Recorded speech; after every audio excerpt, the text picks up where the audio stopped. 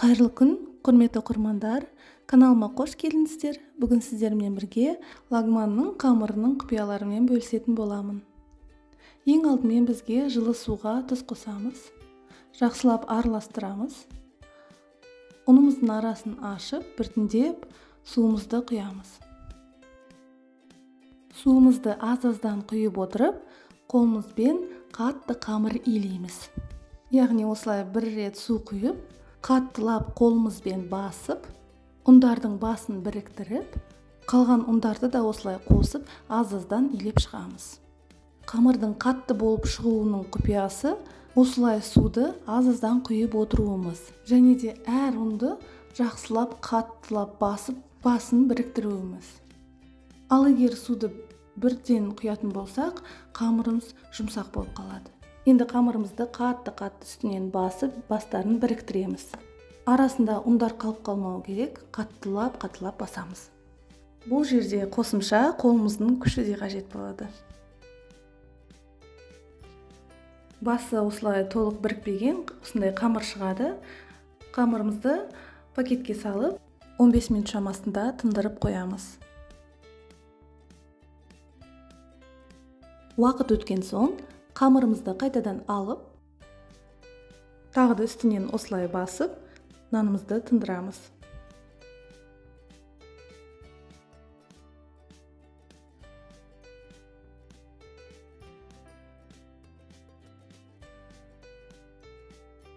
Тынған қамырымыз осындай біркелкі болып шығады. Тағы да пакетімізге салып, нанымызды 15 минутқа демалдырып, тындырып қоямыз. Қамырымыздың қаттылығын осылай басып көруден білуге болады. Аздап қолымыздың ізі қалатындай болады.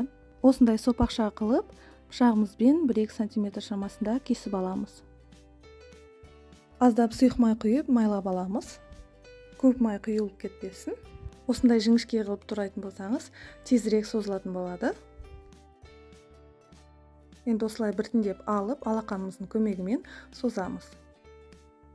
Созылған қамырларымызды ұлу тәріздес осылай ораймыз. Әр қатарға аздап май жағамыз.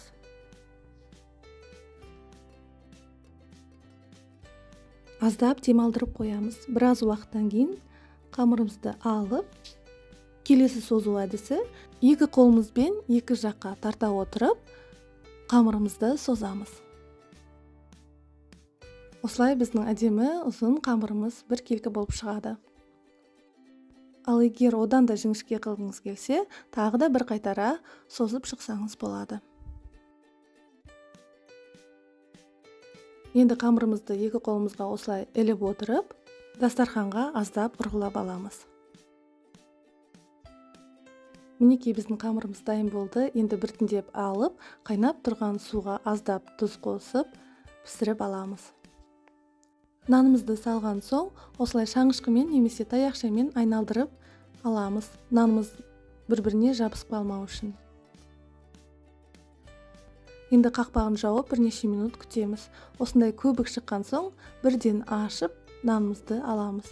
Пісті деген сөз.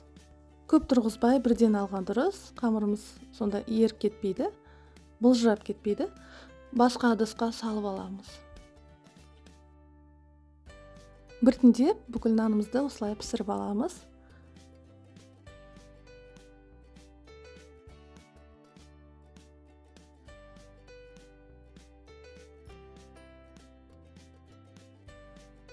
Піскен қамырымызды осылай суытып аламыз. Үстінен сұйық май қосып, араластырамыз.